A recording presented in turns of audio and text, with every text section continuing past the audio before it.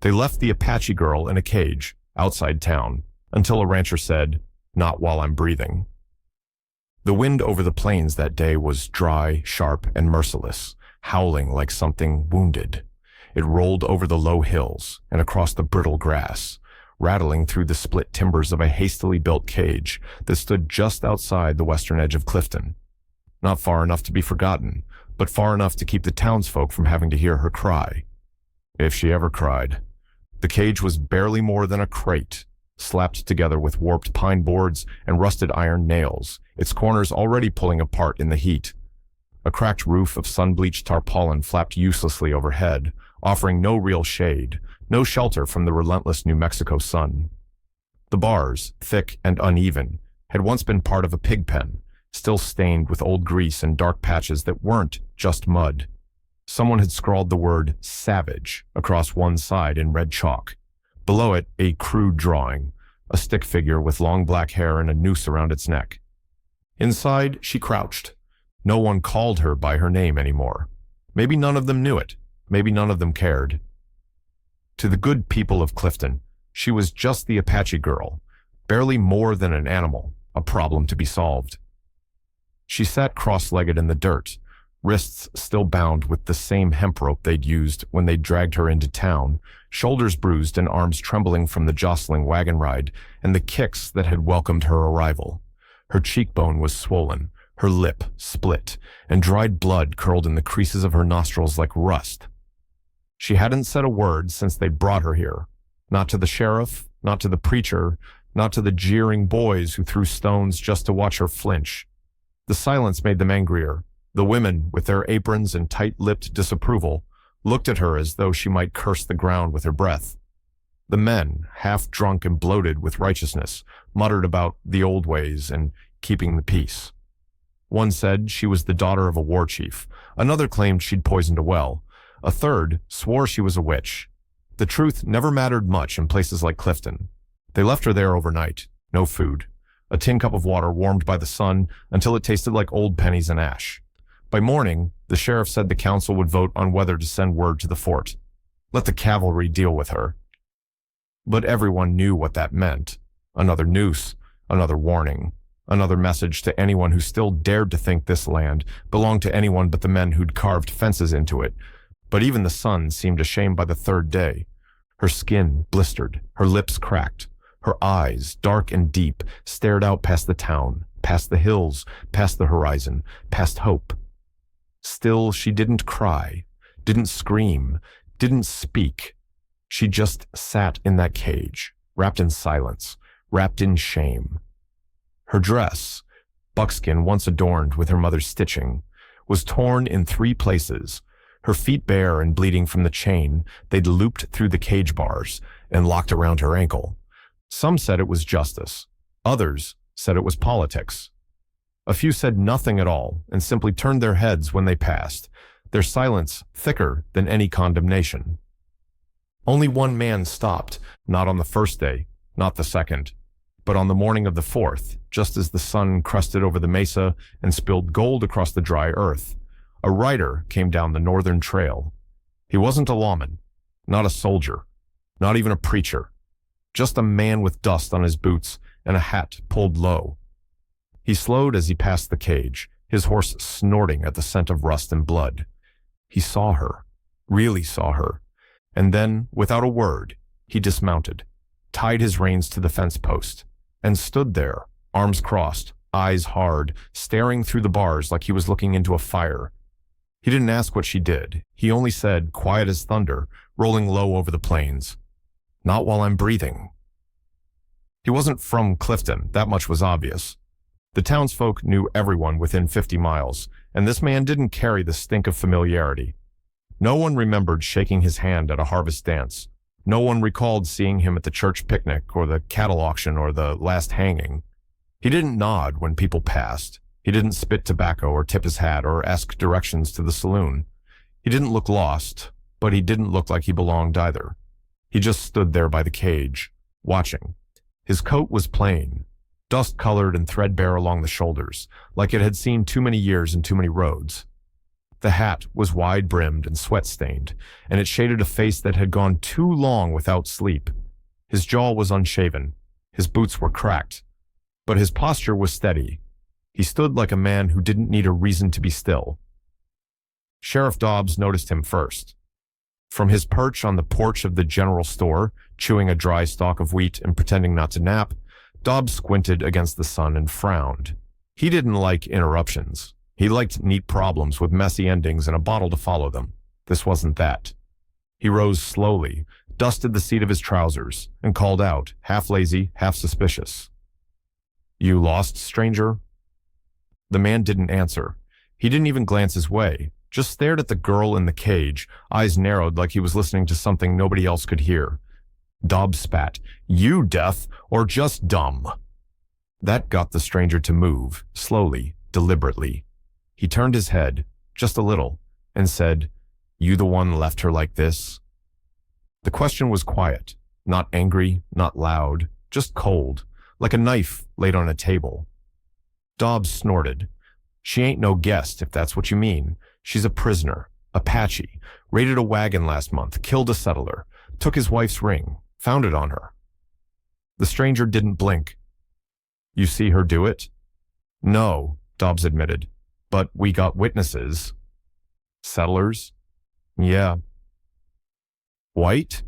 Dobbs bristled. "That's neither here nor there." "It's exactly there," the man said.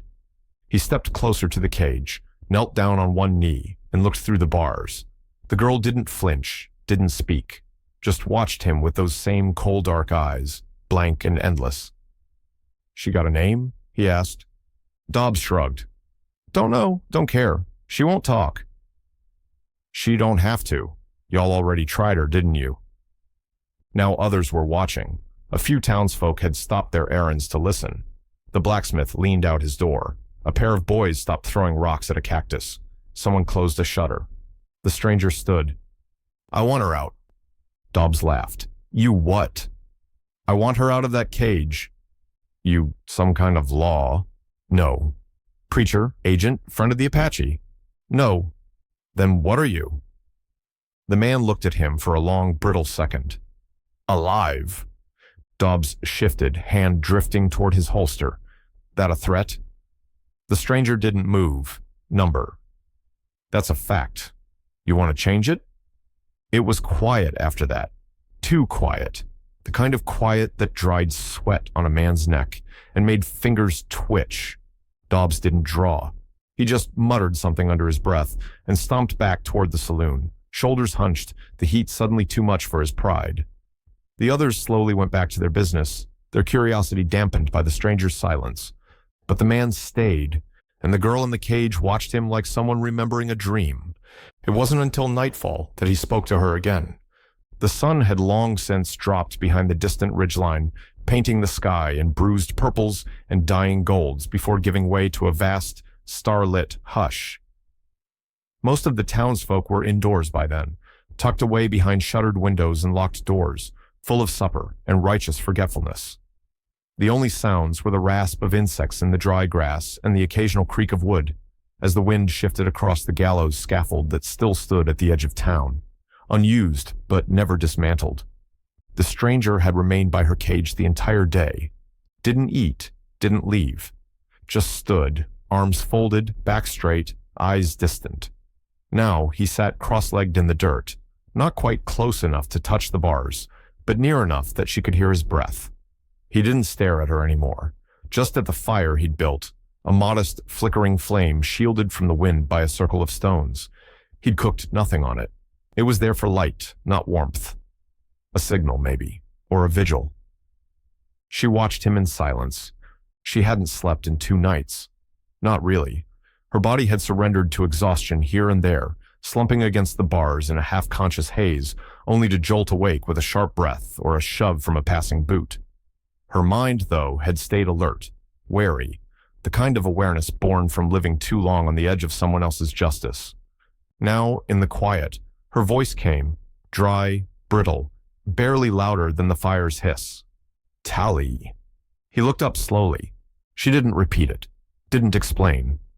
But he nodded once, as if that was all he needed. "I'm Coulter," he said.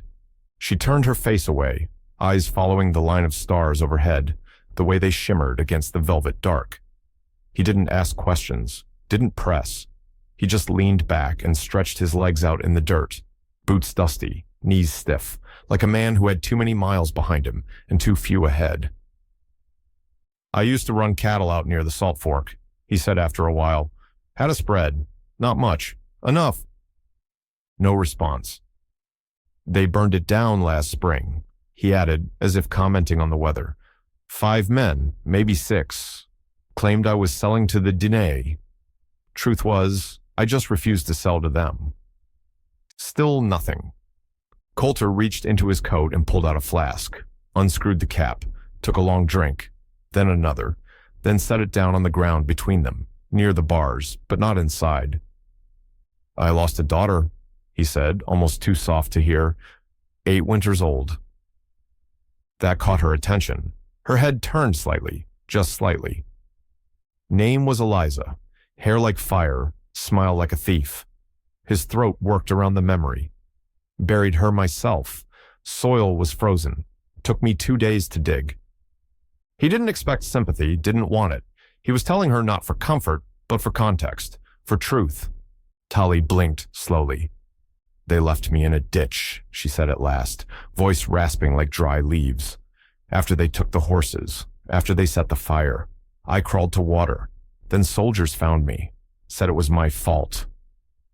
Coulter nodded once, like a man who recognized the shape of grief, even if he didn't know its name. "Sheriff says you killed a man," he said. "I didn't." "Doesn't matter, does it?" She didn't answer. He leaned forward, arms on his knees, the firelight catching the hard edges of his face. "They're not going to wait much longer. Fort Bayard sent a dispatch rider through this morning. I saw the dust trail. You'll be gone by sunrise, or dead by sunset." Her eyes didn't widen, her breath didn't catch. But something in her shoulders shifted, a quiet resignation, brittle and old. Like this wasn't the first time death had reached for her, just the first time it had done so, this slowly. Coulter picked up the flask and took another drink. Then he said, not like a vow, but like a fact. "They're not taking you." And this time, when she looked at him, it wasn't with suspicion. It was with disbelief.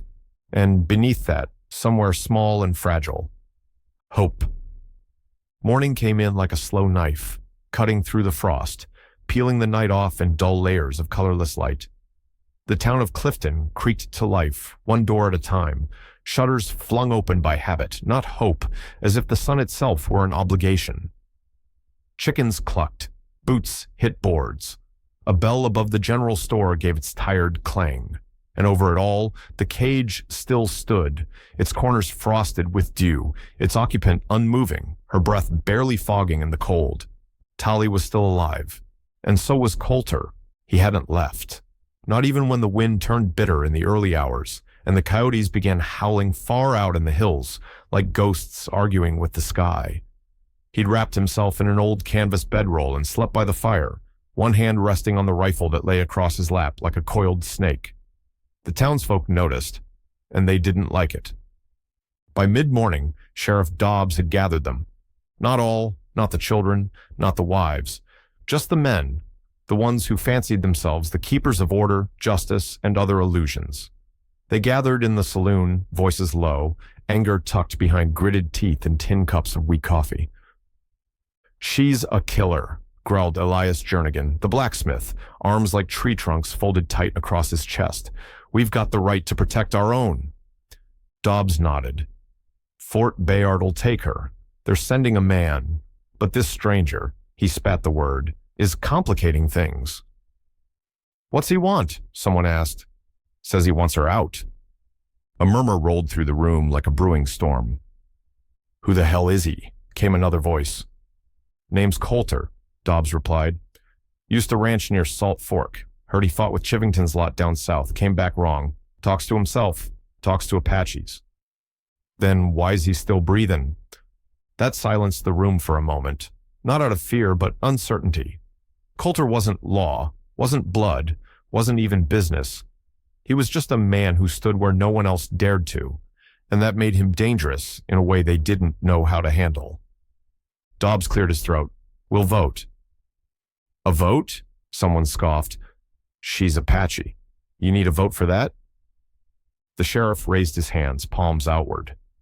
"We do it fair, we do it clean, so when the fort gets here, no one's got blood on their hands that don't belong there." They voted with pieces of shale, one white, one black. Each man stepped up to a barrel behind the bar and dropped their choice. No names, just stones. When it was done, Dobbs counted in silence. 19 stones, 12 black, 7 white. The verdict was simple. She dies before sundown. Outside, the wind was picking up.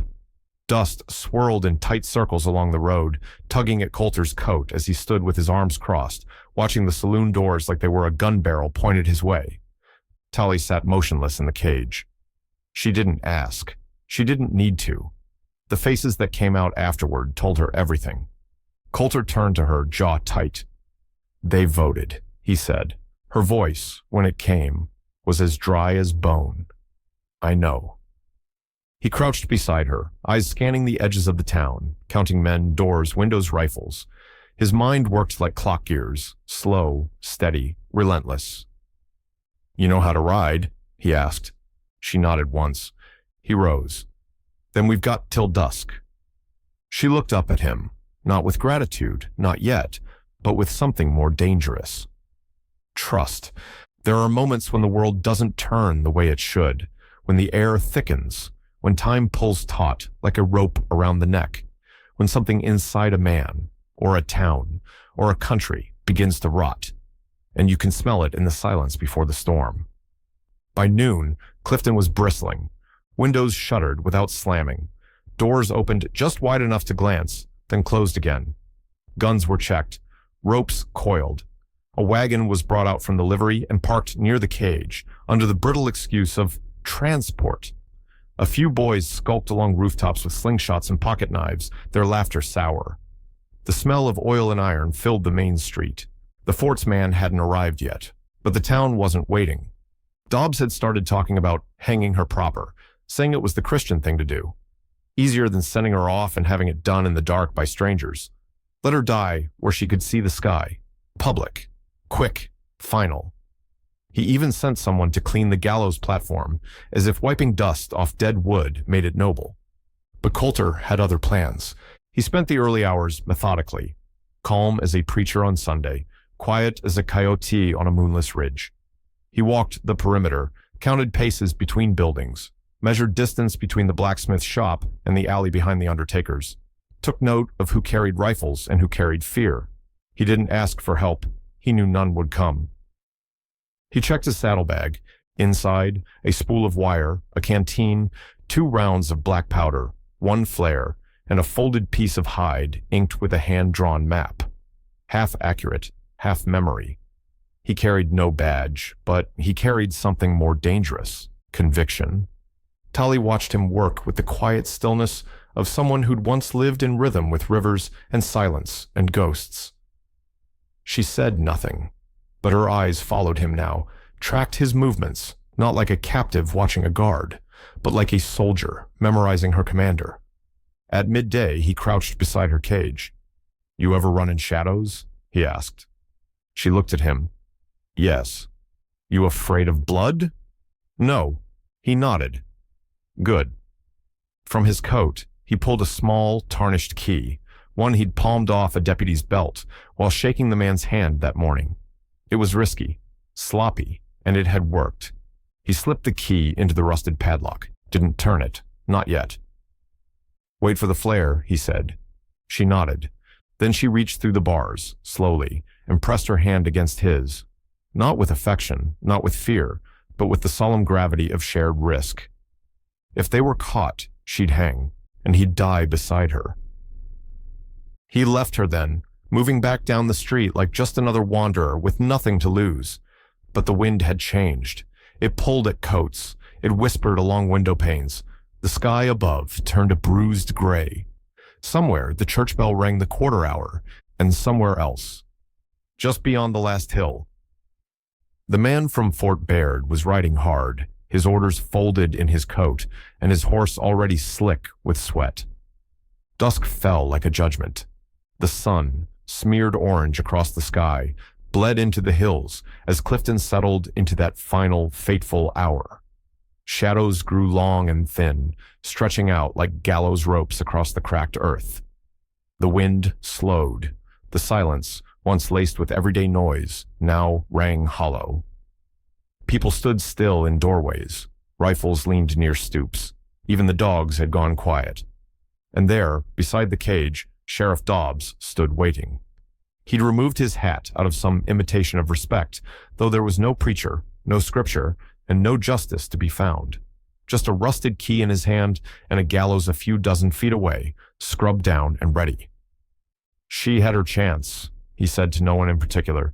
"Didn't speak, didn't beg. Makes it easier, in a way." Tally sat inside, unmoving. The wagon stood ready. A rope lay coiled near the base of the scaffold, pale as bone. Then, from the eastern ridge, a streak of red split the sky. It wasn't lightning, not thunder, not natural. It was Coulter's flare, shot from a rifle modified for war, burning crimson as blood and trailing sparks as it arced overhead and hissed down somewhere behind the stables.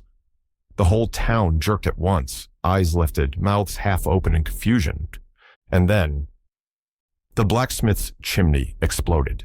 The blast was small, controlled, but violent enough to shatter windows and send flames licking into the air. Molten sparks showered the hitching posts. Smoke poured thick and acrid into the sky. Horses screamed, children wailed, and in that chaos, the padlock on the cage clicked open. Coulter was already moving. He came from the alley behind the butcher's shop, rifle in one hand, a hunting knife sheathed at his side. His coat flared as he sprinted toward the cage, boots slamming into the dirt, scattering a cloud of dust behind him. Tally was already on her feet. He didn't have to say a word. She flung the door open herself, ducking low, iron still shackled to her ankle. But the chain had been sawed nearly through during the night. One good yank, and it gave with a snap of rusted metal. Her first steps outside the cage were uneven, wild, like a foal learning to run, but then she was flying. Coulter handed her the second rifle without breaking stride. "Ride hard, ride south." She nodded once. Then Dobbs fired. The crack of the shot split the air like a whip. The bullet missed Coulter by inches and struck the ground near Tally's feet, kicking up a spurt of dirt. Coulter wheeled around, dropped to one knee, and returned fire. His shot was meant to warn. It struck the wooden post beside the sheriff, sending splinters into the man's face and staggering him back. It didn't kill him. Yet. Chaos had turned to panic now. Flames had reached the feed store. Men scrambled for buckets, shouting orders no one obeyed. Mothers dragged children indoors. But a few, Jernigan among them, grabbed rifles and ran toward the gallows. Tally reached the horse Coulter had tied to the rear hitching rail, a sturdy bay with sharp eyes and a nervous prance. She mounted bareback in one motion, feet bloodied, hands steady. Coulter shouted, "Go!" And she went, down the back road, south, into the brush. Two men tried to block her. One fired a shot too early. The other froze when he saw her eyes, saw the fire in them, and didn't lift his rifle in time. Coulter turned, watching the last of her disappear over the rise, and only then did he reload. Dobbs stood at the gallows now, rage in his breath, pistol raised. "Drop it, Coulter." Coulter did not. "You just threw away your life for a savage." Coulter raised his rifle. "No," he said. "I gave it to her." The smoke lingered for hours. By the time the fire at the blacksmith shop had been beaten down to wet ash and blistered iron, the sun was gone, and Clifton sat under a sky choked with soot and judgment. The gallows stood empty, the rope unused. The cage, door open, lock broken, stood like a peeled ribcage in the dust. The girl was gone. The man was gone too. Sheriff Dobbs stood at the edge of the square, pistol still in his hand, hat lost somewhere in the scuffle, a thin line of blood along his cheek where a splinter had cut him. His face was pale, not from pain, but from something colder. Disbelief, maybe. Shame, though he'd never name it. He'd been outdrawn, outthought, and outmaneuvered by a man without rank, without power, without reason to care. The others were quieter now. The blacksmith's hand shook as he hammered nails into a broken fence post. The storekeeper's wife cried into a basin of ruined linens. A few men had gone out on horseback, south toward the hills, but none expected to bring anyone back. They'd seen the fire in her, and the fire in him, and they knew they'd lost something bigger than a prisoner. They'd lost the illusion that the town controlled its fate. It took 3 days before the story began to settle into something people could speak of without heat. By then, the fort's man had come and gone, arriving just hours too late, left to file a report that no one would read too closely. Officially, she escaped. Unofficially, it was a failure. Quietly, it was a warning. Coulter's body was never found. Some said he took a bullet after she fled, buried somewhere in the canyons, left for coyotes and legend. Others said he rode with her, changed his name, melted into the desert like ghosts and outlaws do. There were whispers that he was seen again in Texas or Arizona or even deep in Mexico, always riding west, always silent, always alone. Whether he was alive didn't matter much. The story was, and stories, in the end, last longer than men. Tali's name spread in the only way stories like hers do, broken, reassembled, half-whispered. Some claimed she'd joined a resistance band in the southern hills, striking back at the same men who once caged her. Others swore she found her family, still alive, still waiting, deep beyond the Rio Bonito where no soldier dared ride. A few believed she died in the canyons, and the wind carried her spirit into the dust, watching always from the high places. But the cage was never used again. It stood in the same place for weeks, uncleaned and half-collapsed, a rusted relic no one dared touch. The preacher walked past it without looking. The children avoided it altogether.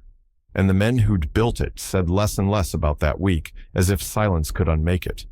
Sheriff Dobbs kept his job, but he stopped speaking much in town. His voice, once loud, grew small. He took to riding the perimeter alone, not to keep the peace, but to keep his distance from it. And at night, when the wind rolled down from the hills and stirred the ashes by the old blacksmith's door, he sometimes stood by the gallows and stared at the rope. He never used it again. Sasha. And somewhere out in the southern desert, far past the reach of maps or memory, a girl once caged now rode free. She carried a rifle, a scar on her wrist, and a name only a few still dared to speak. Tali, the one they left in a box to die. The one he walked toward without a word. The one who lived, not because justice was served, but because someone once said, "Not while I'm breathing." And then made it true. If this story moved you, click the bell button below, so you won't miss the next one that history tried to bury.